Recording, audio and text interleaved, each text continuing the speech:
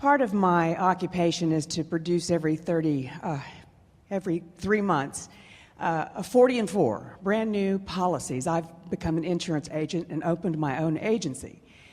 And I love what I do, and I do it very well because I get to take care of people. And if they get in trouble, they call me. But I don't always feel like I'm going to get that 40 and 4, and I always do. It always works out. But it's always to the very last minute. I mean, Tuesday is the end of my deadline, and I'm sitting here, which I can't imagine a better place to be. And I find that a lot of times, if I will just take my mind and go party. Last night I went and had a party, and when I left the party, there was a message, "Hey, we got 7 for you, come on." Just go ahead and do it. Is that really I think that really is the answer. It's just to...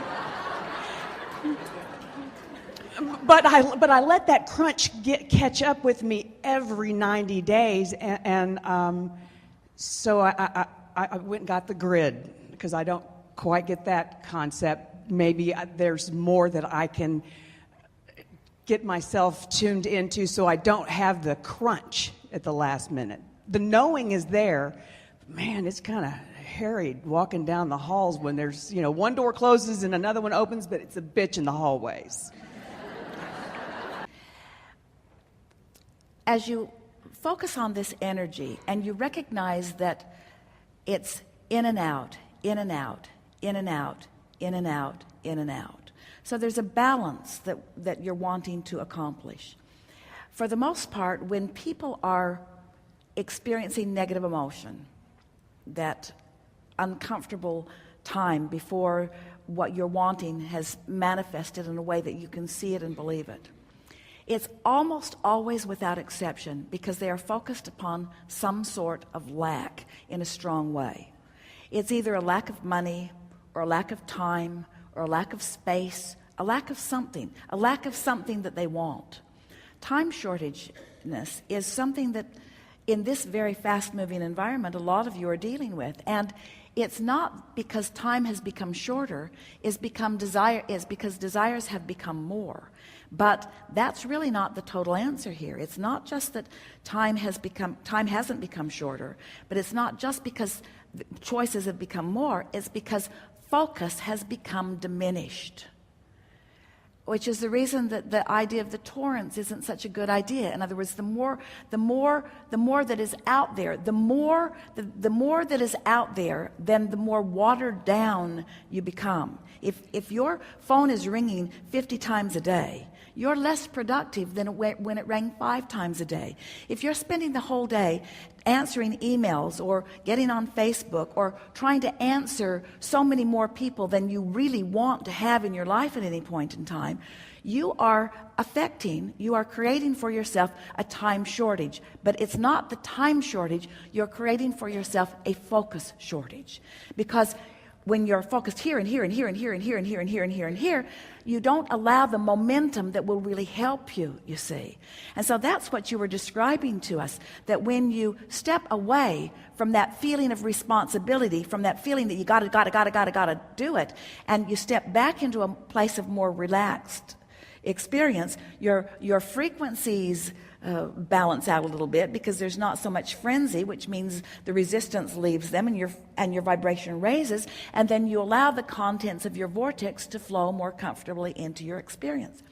So there's been a long time debate, really an argument with humans about spirituality and materialism, and we say everything that is here is spirit, and so whether everything that you manifest is that. But the argument has also been about how much action should I apply, or how much thinking should I apply? Should I be meditating, or should I be working? Should I be trying, or should? And that was the reason that we began describing the 3 steps to creation. That, of course, the contrast is going to force you to focus. It just is. You're going to focus, and desires are going to be focused into your vortex, whether you know that they are there or not. But they are. They are the byproduct of life experience. They are the byproduct of the extraordinary exposure that you have to so much that is around you. So all of that contrast is putting all kinds of things into your vortex. So the faster life goes, the bigger the economy is, the more options that you have, and the more experiences that you get to live, the more you put into your vortex, and the faster that energy moves, which means it is more and more and more important for you to bring yourself vibrationally up to the speed of that which is in your vortex. But if you're trying to do it with action, if you're trying to do it with accountability or with responsibility or with diligence or with effort, what happens is you get into that time shortage mindset, because that's not the way the universe is established. This isn't a universe that is built with action. It's a universe that is vibrational, and the things that happen are about alignment with one thing or another, alignment with things wanted and alignment with things not wanted. So as you are pretty clear that you've lived enough life and you're putting things into the vortex, those rockets of desires, is certainly right. That's where goals go. I really want that, and I really want that, and I want to meet this quota, and I want to do this more than I did last month or last year. All of that is the byproduct of exposure to life. But once it's there, leave it there. Don't keep beating the drum of the question. If you keep asking the question and asking the question and asking the question and asking the question and asking the question and asking the question and asking the question, you are never, ever, ever, ever, ever going to hear the answer. Give it a rest. We heard you the first time. So once you've asked the question, once you know what you want and you've put it there, now it is time to prepare your grid by making sure that you're expectant, by acknowledging. You said several things. It always comes, but you always also said it always comes hard. So you've got two expectations that are converging, that are giving you what you want the hard way. So it's time for you to start saying what you want, but start putting easier dialogue around it. It always comes, I don't know why I sweat it. It always, that's a really cute thing you're talking about, being the bitchy place in the hallway, but it does not serve you.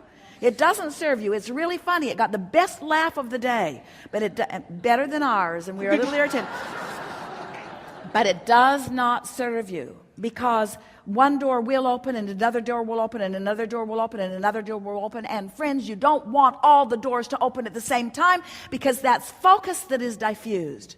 You like it when one door opens and another door opens and another door opens. And if you can trust that within this vortex, the contents of the vortex is all that you want, and in there with all of everything that you want is source, is your inner being, all who know the precise timing that would give you not everything you want, but it's not the everything you want that they're ready to give you, but the precision of the timing of it. In the same spirit that you don't want every meal that you will ever eat to come to you today. You don't want them all today. You want them to come and satisfy you and come and satisfy you and come and satisfy you for all of the days of your life experience. And that's the way the contents of the vortex are coming to you. So there are only two things that are controlling what comes to you and when it comes to you. And that's your desire and your belief about it. Your desire, there's a better word, your desire and your expectation about it. And your expectation is what we're talking about when we talk about this grid. We want you to see that the grid is the preparation of your expectation. When Esther says, this equipment is magnificent. I love pushing a button and all the shades coming down, and I love pushing the button that says good night and all the lights turning off and the sound system's turning off. I love the ease of all of that, and I love walking in and pushing the welcome button, and I love the house lighting up and saying hello and things flashing and music coming on. I like every bit of that, but it's finicky, she says. But it's finicky if she could leave the finicky part out, if she could leave the troublesome part out, if she could just appreciate what it gives and not condemn what it doesn't give, because she's keeping it active in her vibration. It's an expectation. I always do it, but it's hard. I wonder if I like that. Well, we think you like the drama of it a little bit. Esther does too. And part of it is because you've learned, it's another expectation that you've been carrying around for a while, that says something like, my effort will be rewarded, my laziness will not. Effort is valiant and virtuous, and there's no gain from it. There must be pain to have gain. And so, yes, it is something that you sort of, Esther has a to-do list, and quite often, even though nobody's going to see that but her, Sometimes she does things that weren't on the list, and she still writes them on and crosses them off from time to Same time. thing. Because there's a part of her that wants some credit somewhere for her hard work, you see. But when you allow the universe to yield to you, when you get into this place where you're really tending to your grid, meditation is a wonderful way to do that. And lists of things that you appreciate, rampages of appreciation, looking for positive aspects, all of that from where you are would be really good for you to apply.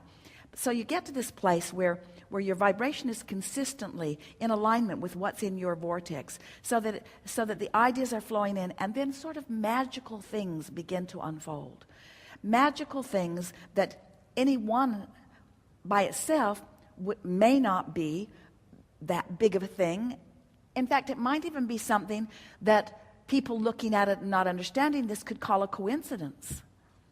But when a whole sequence, day after day, hour after hour, week after week, flows into your experience, you begin to, just by paying attention to what's happening.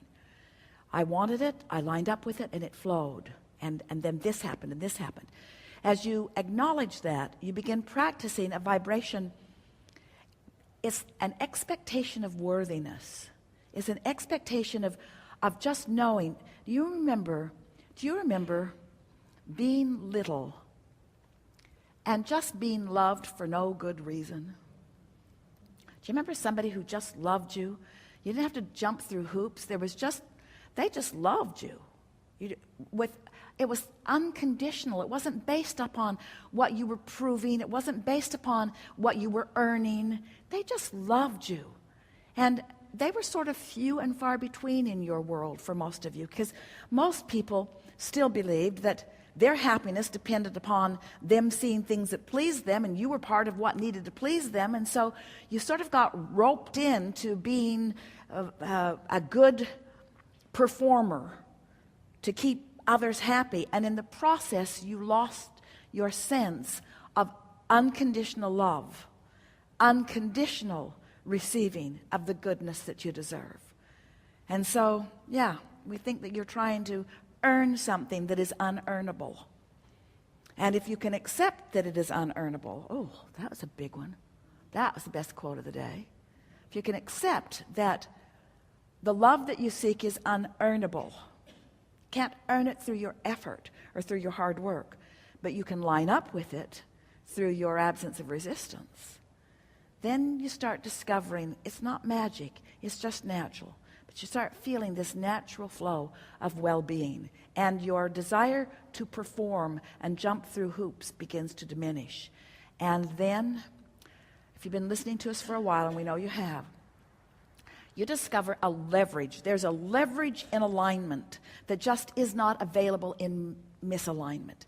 When you take the time to tune in, to care about how you feel, and reach for thoughts that feel better and better and better, so that you're expecting good things to come to you and to others to come to you, what happens is this vortex flows in such effortless fashion that people who watch you are really surprised. And we think that a lot of you, Esther does it too, play to the peanut gallery who hasn't learned that. So instead of letting it be easy, you make it harder than it needs to be. You don't have to justify the well-being that flows to you. In fact, you can't. Not one of you could ever do enough to earn your right to have sunshine every day. It's not on anybody's list. Not any of you are keeping track of the sun coming up, and even if you were, you couldn't control whether it does or not. And there's not enough that you could do or pay for the benefit that you receive from the sunshine that shines on this planet. There's nothing that you could do. It's just bigger. That reward is bigger than anything that you could earn. And on and on and on it goes. Your planet spins in its orbit in perfect proximity to other planets. The water moves around in perfection and keeps your earth nurtured. In other words, the well-being that you are experiencing just by being here, you could never do enough to earn it, because it's not about earning. It's about an unconditional love and well-being that is shining on you at all times, and you are to varying degrees allowing yourself to receive your part of it, you see. Really good conversation.